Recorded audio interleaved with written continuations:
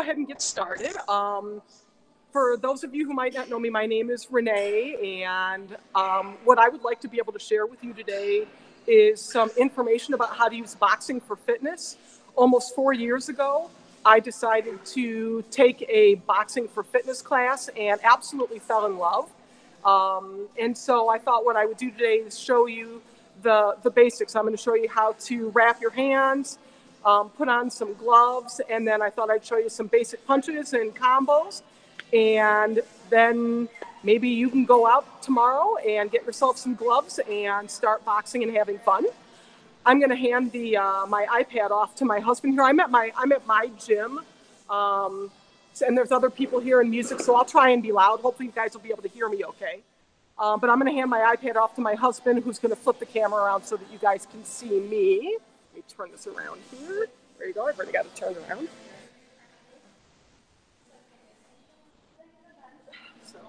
So the first thing I want to share with you is how to wrap your hands. So I've already wrapped one of my hands here. The wraps that I use, these are you can't tell, but they're a little thick, but they're not super stretchy. I like wraps that are thin and have no stretch to them, because if they have stretch to them, then it's easy to wrap them too tight. But there are lots of different ways to wrap your hands. Ultimately, what you want to be able to do when you wrap your hands is you want to make sure you've got the wrap between each of your fingers and you've got padding across your knuckles and some support on your wrists. So I'm going to go ahead and wrap this hand. So you've got a loop that you put around your thumb, and I always start, do I need to step back? Okay. I always like to start wrapping around my wrist first to make sure I've got plenty of support on my wrist. Then I go across my palm. Eventually I'll wrap it at least once around my thumb, and then I start to do the knuckles. I want to make sure that the backs of my knuckles get some wrap on them so they're padded.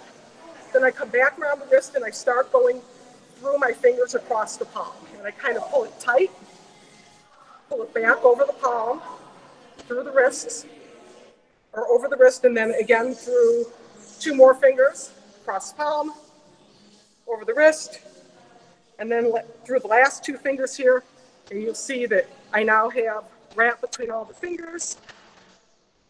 And I finish up on the outside of my wrist and Velcro it up.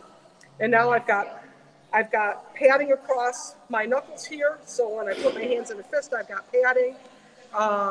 And then I've got plenty around my wrist here as well. So I've got plenty of support. Now, lots of people, when they box, if they're just boxing for fitness, where they're not hitting other people, they may not wrap their hands. It's not a requirement to wrap your hands, but it's going to give you some extra cushioning so that your knuckles aren't sore, and also wrist support if your wrists are a little bit weak. So hands are wrapped.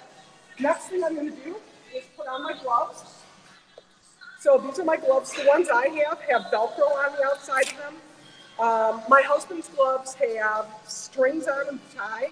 They look cooler than the Velcro ones, but the problem is they're harder to put on. Is there a problem? No? Okay. So I'm going to go ahead and put the gloves on. And you just got to make sure that you've got the Velcro on plenty of tight. And then in order to put the other glove on, I'm going to have to use my teeth here. So I wrap that Velcro on. This is where I use my teeth. Pull the Velcro, and now I've got my gloves on. So when you go to punch with boxing gloves on, you don't punch on this part of your hand. You're going to punch right back here where your knuckles are. So you always have to think about where your knuckles are. Your basic boxing stance for your hands, you always want to make sure that your hands are in front of your face. My boxing instructor taught us that we're supposed to protect the pretty. Okay, so we keep the gloves up in front of our face all the time. So after you throw a punch, you always make sure you bring your gloves back to your face. Okay? So as far as your feet go with the stance, you don't ever face your opponent or your bag head on, because you lose your balance. So you kind of turn your body a little bit like a blade. And you've got your left foot forward, your right foot back a little bit, and you bend your knees slightly, not a lot, kind of bend them slightly, and kind of stay on the balls of your feet. You don't want to be flat on your feet, because Again, that kind of takes off your balance. You don't want to be back on your heels. You lose your balance a little bit forward on the balls of your feet, knees slightly bent. Hands in front of your face, and then you are ready to start throwing punches. So, let me show you the basic punches. I've got a heavy bag here that I'm going to be hitting. So, there are 4 punches. One is a jab, one is a cross, one is a hook, and the other is an uppercut. And a lot of people think that the power in a boxing punch comes from your arm muscles. You do get some power from your arm muscles, but you actually get most of the power from your core and your torso. So there's a lot of, there's footwork that has to be done, and rotation that also has to be done. So when you throw a jab, what you're going to do is you're going to take your left hand, and you're going to basically throw it straight out to the bag, again, hitting your knuckles on the bag. So I'm going to get into my boxing stance with my feet apart, knees slightly bent, gloves up to my face. So when I throw the jab, I'm going to throw it straight out and hit the bag with my knuckles. And when I do that, there's a little bit of a turn. If you can kind of see that I've got a little bit of a turn in my torso and a little bit of a turn on my left foot, my front foot. That's what's going to give you the power. So when I finally hit the bag with some force, it looks like that. Okay. The next punch is the cross. That's going to come from my right hand. And when I throw that punch, again, it's going to go straight out to the bag, hitting the knuckles against the bag. And this time I'm going to kind of rotate this way. So back to boxing stance. And then I'm going to turn my back foot and my hips and throw my punch straight out with my knuckles to the bag. Always bring the glove back to your face. So when you hit it with some power, it's like this. Stop to cross. Those are the 2 basic, probably the easiest punches to throw. The next punch is a hook. Now I admit I have a little trouble with my hooks. So a hook, you're going to bring your gloves out and hit the bag this way. So you're going to kind of hit to the side of the bag. Again, you have to kind of hit with these knuckles, and you want to make sure that your elbows are up. So it's not here where your elbows are low. You kind of want your arms parallel to the ground. This is also going to be a time when it's important to turn. So to throw a hook, you have to be a little bit closer to the bag than I was before. I get in the boxing stance. And in order to throw a hook, I kind of have to wind up, have my arm up, and out.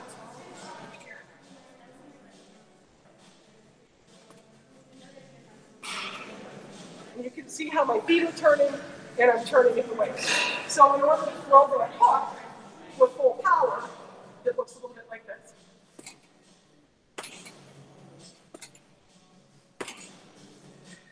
So that's the third punch, that's the hook. The last one is the uppercut, and the uppercut comes from below. So when you hit the bag, you're going to hit the bag again with your knuckles, but you're going to come up. The hard thing to remember about an uppercut is you're not swinging your arm back and then up. You got to kind of keep your elbows tucked into your sides, and you're going to turn and then drive up. See how my elbow isn't coming away from my body? It's not up like this. So when you throw an uppercut, you're kind of winding up and then coming from the waist. So to throw an uppercut to the bag looks a little like this.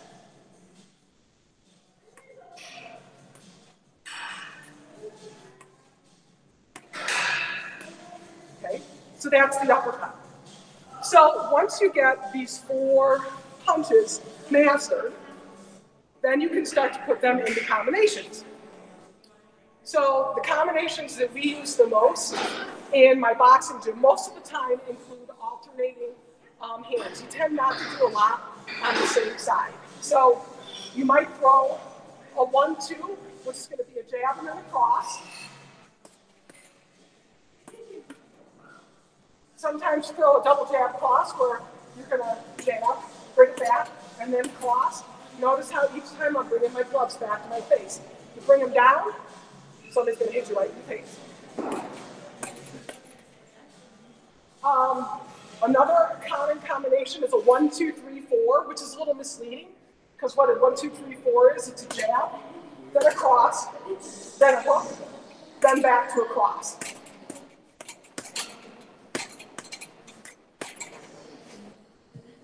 Another combination is double cross, hook, then straight. So that's 2 jabs, a cross, a hook, and then another cross. And then the one that I like to do a lot is I just go up and down the ladder. That's just doing a jab and a cross, hooks, uppercuts, hooks, jab, cross.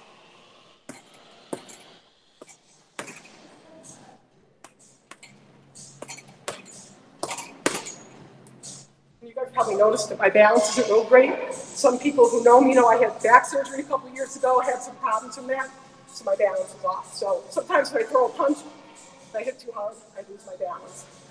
So related to that, you don't always have to hit the bag as hard as you want to. Some of the things that we do in my boxing class is sometimes we just do a regular hit where it's not super hard. Sometimes we do a power hit where you're hitting as hard as you possibly can with all your power. Or you can do speed punches, which are going to be light and fast.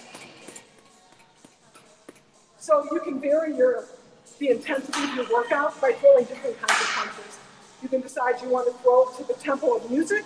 So sometimes you might be throwing lighter punches and it's speed work. Sometimes it might be slower but harder punches, so that it ends up being more like power punches. Whew, I'm out of breath. That's probably all there is to learning how to box. For fitness, you don't have to hit other people. You can hit a heavy bag. If you don't have a bag, something else that you can do is you can just shadowbox. Shadowboxing is where, and you wouldn't even need any equipment to do that.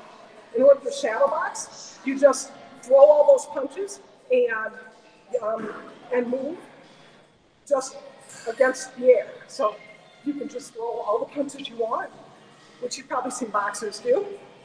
And that's going to be a good workout as well. The other thing I can show you real quick is if you want to move forward with punches, you're going to lead with your left foot.